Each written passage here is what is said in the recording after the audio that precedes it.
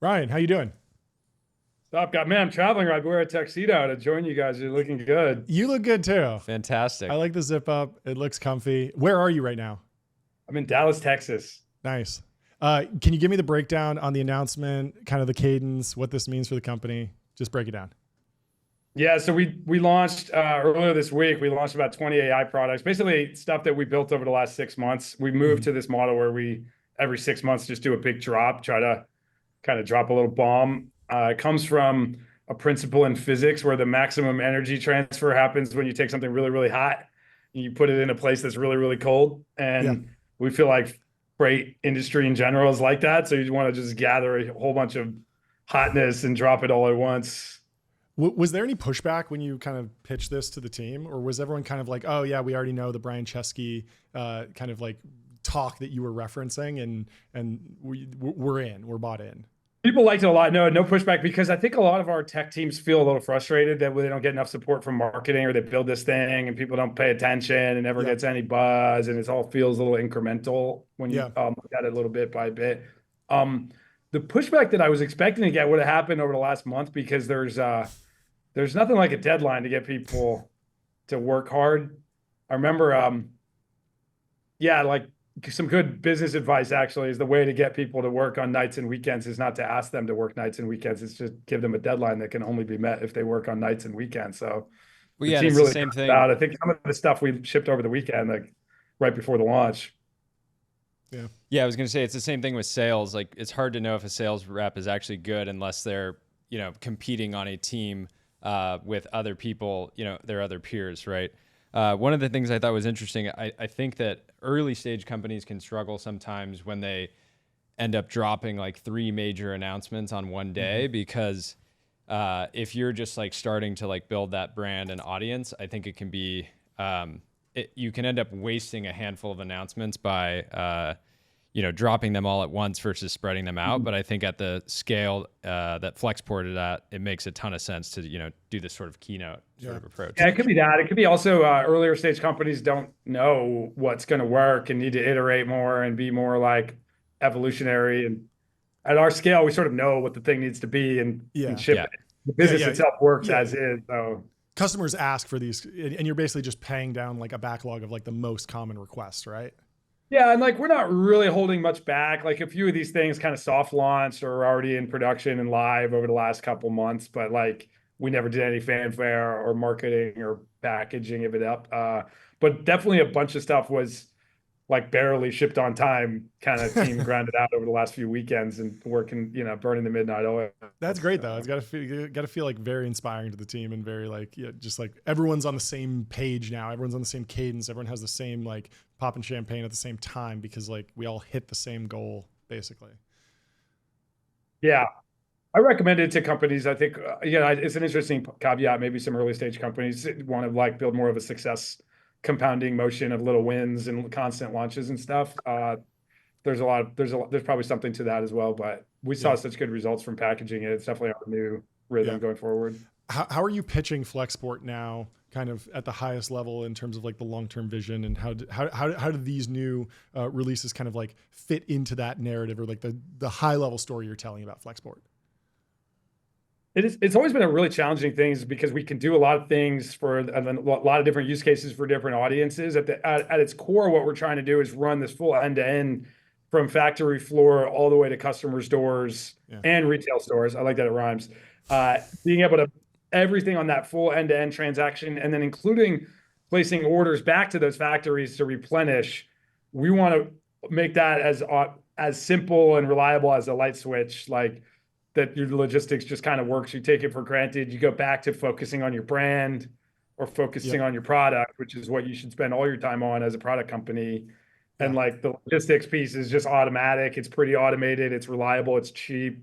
Yep. And lots of options to get the products where they need to go. And we're also Flexport Capital has become a really instrumental part of our business where we do inventory financing for people. So you're like, you also shouldn't have to worry about that. Compliance, capital, insurance for the products. Yep. But yeah, it's a very big, ambitious vision because the world's big. We got to be able to. We shipped product to and from 147 countries last year. Yeah. That's a lot of different surface area.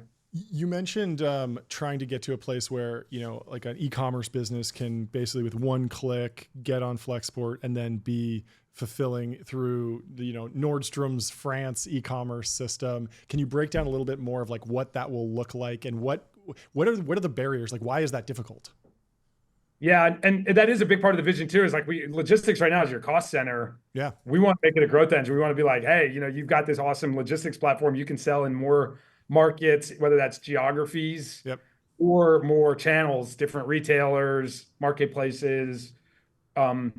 And yeah, it's hard because these retailers all have their own very specific requirements for how you label the goods. Like when Nordstrom wants it to appear as a Nordstrom package, even if it's shipped by Flexport or the brand. So Yeah. you've got to get that custom. They want it to run on a Nordstrom shipping label. Yep. Makes sense. Not a Flexport shipping label. They want some cases they want special hang tags that say Nordstrom.com or whatever, and it's slips stuff. So you've got to do for each retailer onboard them in that way. And then when that's on the digital side, where what we call drop shipping, where you're selling on Nordstrom.com.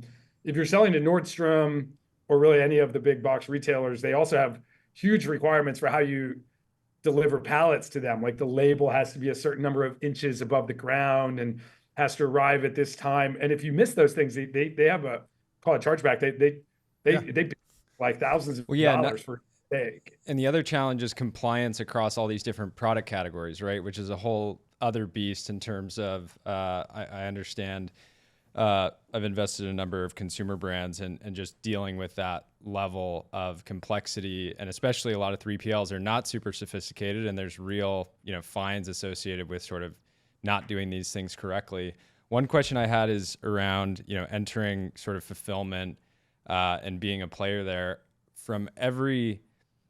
My sense is that nobody loves their 3PL or their fulfillment provider. And so that's a huge challenge. I'm sure you've been super intentional coming into that. How are you sort of focused on, making, is it possible to make a fulfillment product that brands like truly, truly love, right? Because everything could be going great for years and you have a small issue and it's so critical to the business that it can be very challenging. What's been your approach there?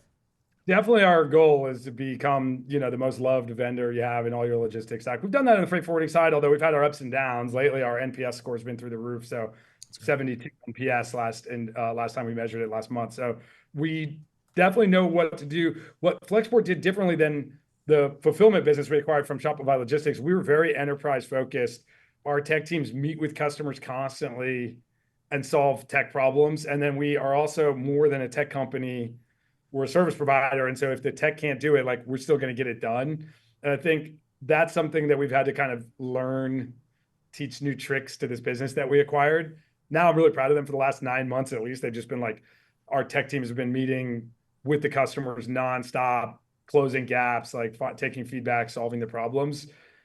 We definitely still have work to go, but the cycle time of like taking their feedback, implementing it is really good. Like these customers feel like they have a custom dev shop, even though we don't build custom software for people. It's been amazing. A mess lately. So I don't know how close you guys have followed, but a huge amount of e-commerce is fulfilled from Mexico, duty free into the US. If it's under $800, there's no taxes. Yep. Mm-hmm. That was 30% of all the big Shopify merchants were doing that. And it went away. The Mexican government shut that program down on December 19th. And then like totally no one saw that coming. Everyone thought Trump was going to shut it down. No one thought Mexico was going to shut it down. Didn't make any sense. They kind of brought it back, but then they like haven't given the importer licenses to these companies. So it's not really brought back. So Flexport fulfillment, we doubled our revenue in the first, what is today, late February. So the first 2 months of this year, we've already doubled the revenue of that big business unit that we acquired from Shopify. Wow. But it has not been without hang up. Like our team, my whole leadership team, I was there last weekend working, whole leadership team is basically living at our warehouse in San Bernardino right now because we're taking all this inventory out of fulfillment centers in Tijuana and trying to inbound it. And none of it's a lot of it's not properly labeled. Mm-hmm.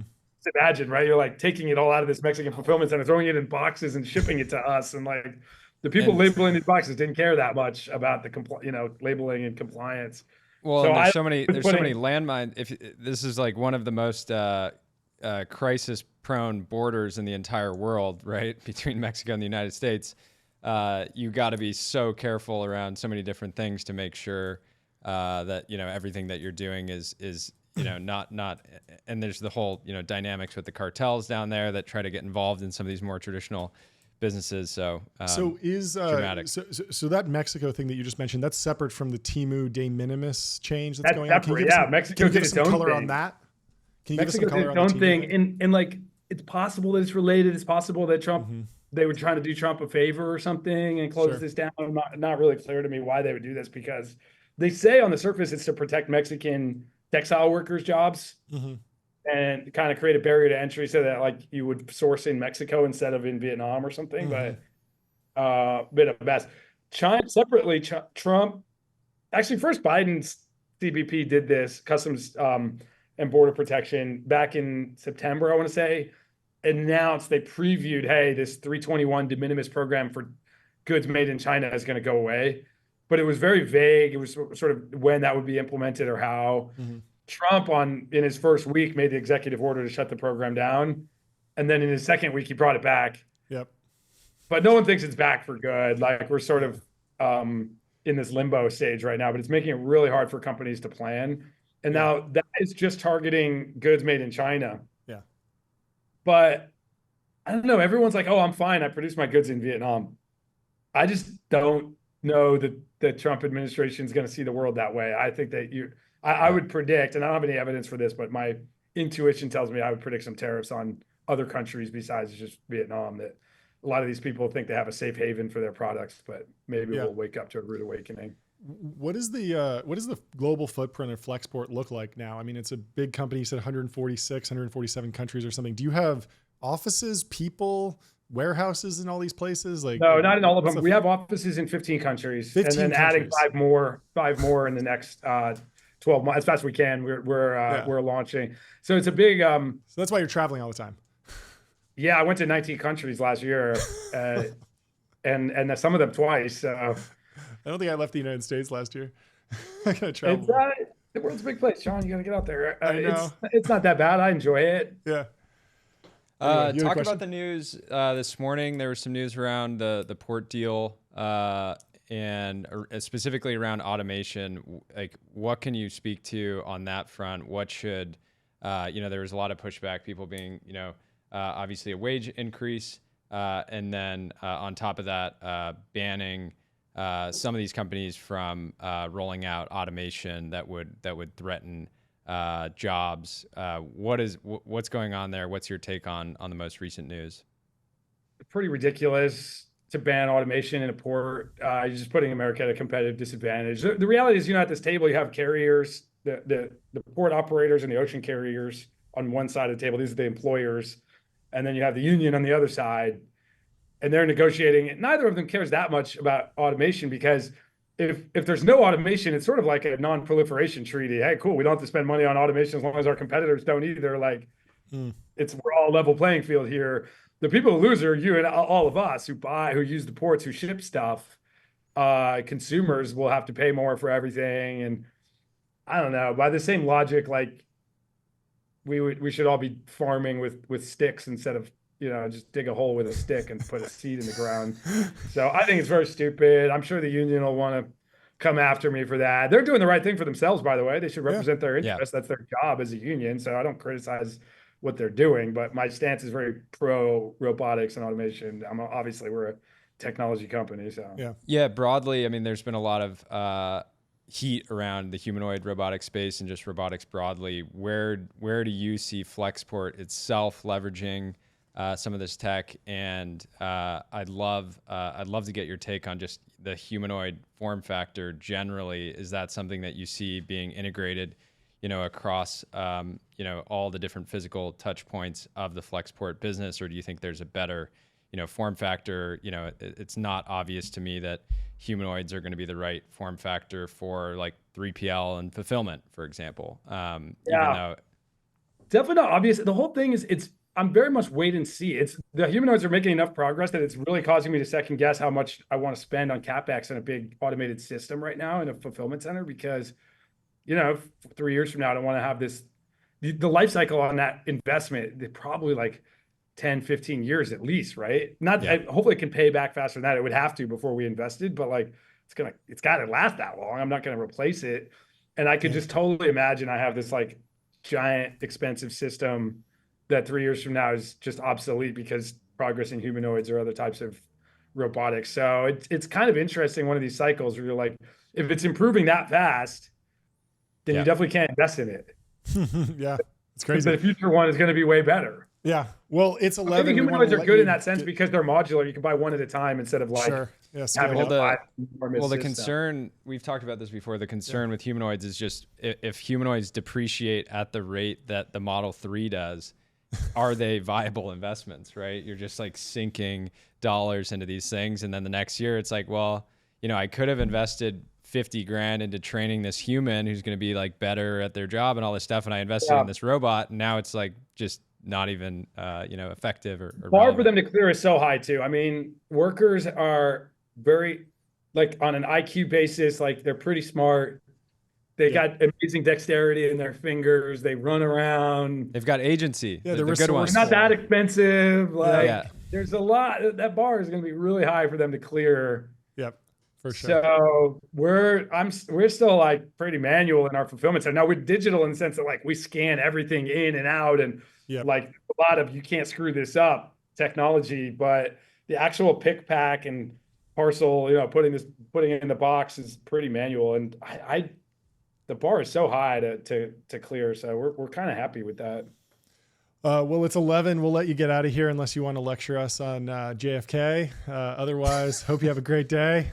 Dude, did you see that? I did a TV interview yesterday and I was on the air to talk about ports, and they were like in the back room waiting in the green room or whatever. And they're like, our next story is JFK assassination. But first we got to talk about ports. And I was like, wait a minute. The end of my interview, I'm like, can I just stay? Let's talk JFK. Like, this is great. Well, where can the listeners, what's a good starting point to get into the JFK lore? Okay, great. Well, I'm here in Dallas. Okay.